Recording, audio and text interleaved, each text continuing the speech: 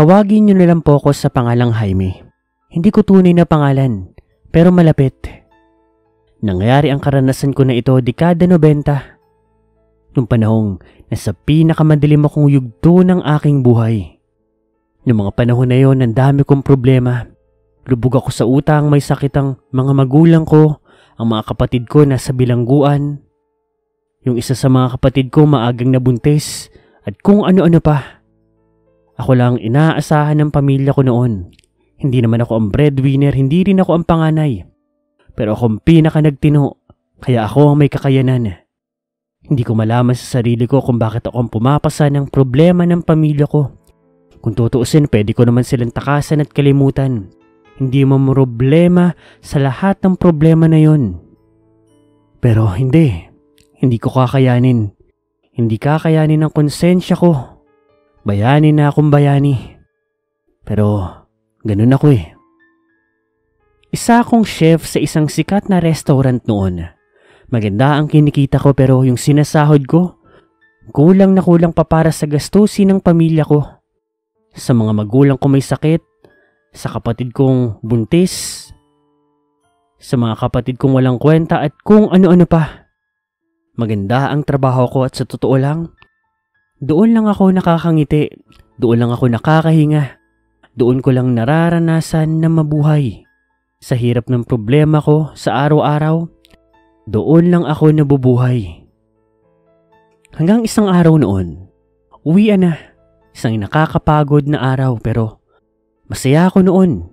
Pero malungkot ako kasi uuwi na naman ako sa isang bahay na hindi ko gustong uwian.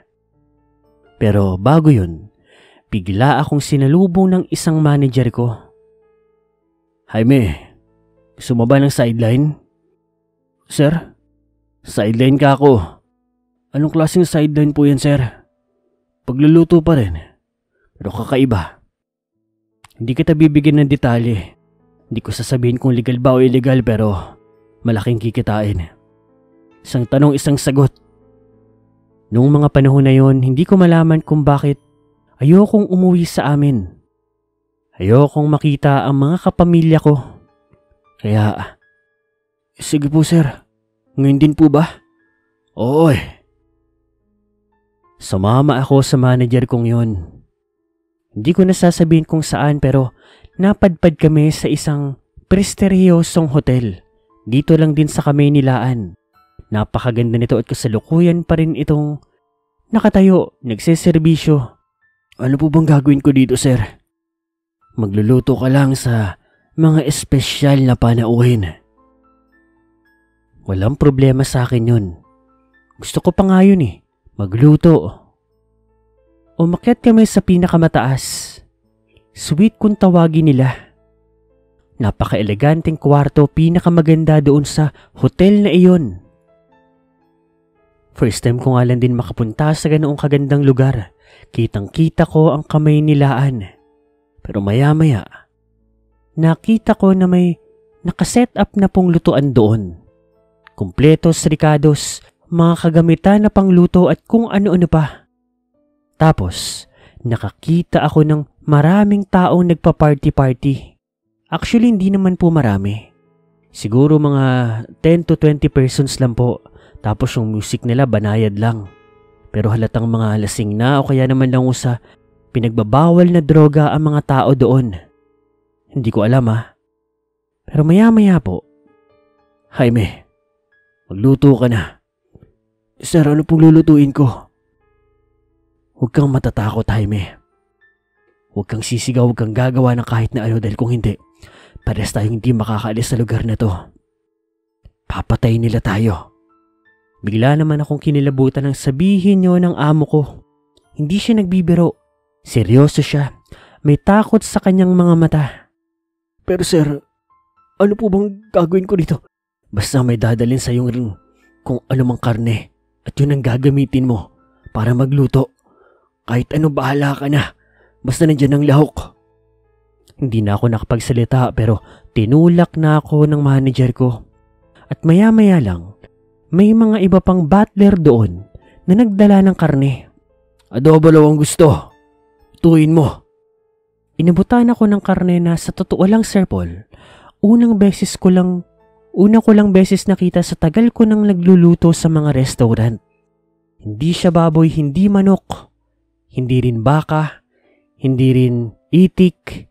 Ewan ko. Baka kako, ibang karne na nagmula sa ibang bansa. Alam niyo naman sa ibang bansa, di ba? May mga lamb, minsan pa nga may mga crocodile, may ahas pa nga ng mga cuisine. Baka kako ganoon lang. Niluto ko naman yun sa paraan ng adobo at sa totoo lang madali lang din naman lutuin, malambot.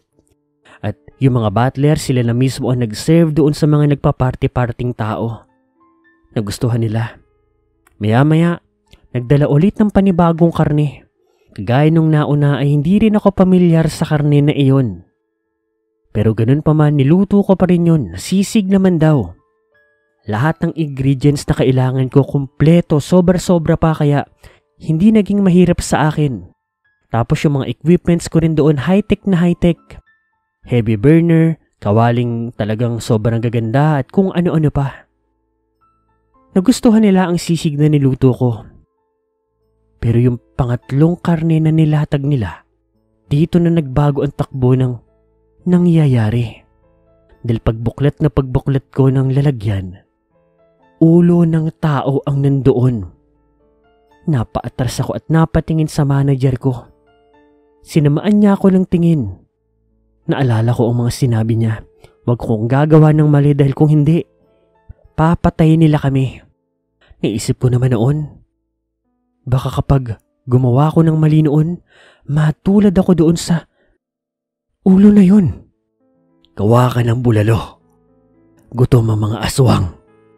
Bigla ako nang ilabot. Anong ibig niyang sabihin? Mga aswang ang mga taong yun? Ganun pa man, habang nanginginig, pinakuluan ko sa kumukulong tubig ang ulo na yun.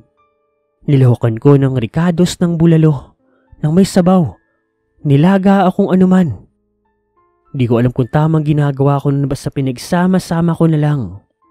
Pero ang pinaka nakakakilabot noon ay kung papaano ko biniyak sa gitna yung ulo na pinakuluan ko. Sumabog pa ang utak nito sa sabaw na nagpalapot. Ewan ko, Sir Paul, pero mabango ang amoy ha. Nakakasuka lang. Yung sabaw pinag-agawa ng mga mayayamang aswang. Hindi ko alam kung aswang ba sila kasi hindi naman nagbago yung itsura nila, pero sarap na sarap sila, parang ulol na ulol sila. Sumunod naman noon, inabutan ako ng maraming hita ng tao. Ikrispy pata ko raw. Yun naman ang sumunod kong ginawa. Pinakulaan ko muna, tapos ipinrito. Tapos ako na rin mismo yung nag-chop-chop. Pinag-agawan din yun ng mga tao. Ay ng mga aswang. Halos sukang-suka ako noon, pero pinipilit kong lunukin ang mga suka ko habang naglalaway kasi ewan ko, tinitiis ko na lang talaga dahil gusto kong mabuhay. At ang huli, pinaluto nila sa akin ang isang kalahating katawan.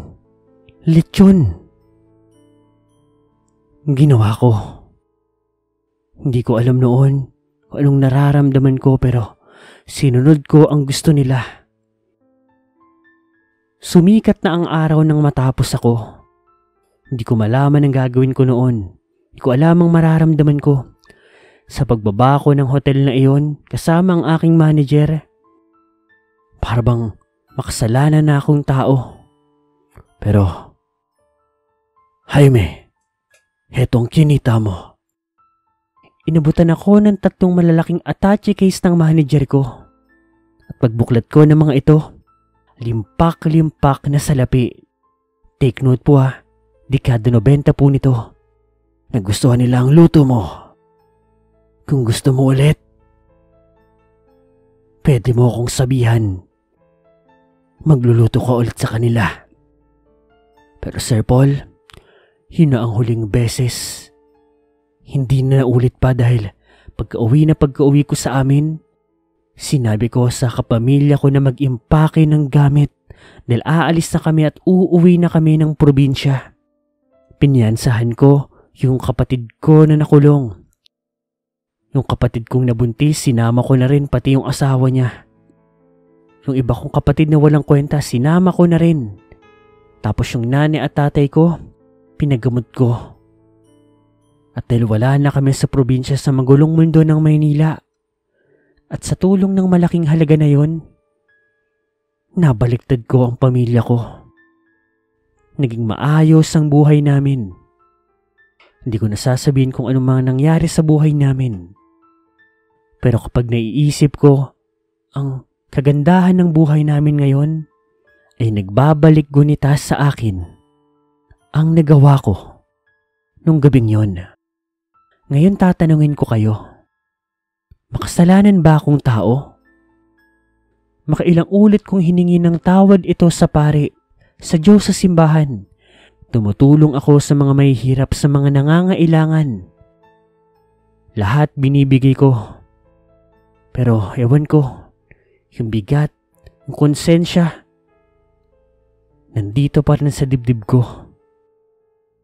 Uulitin ko, makasalanan ba ako?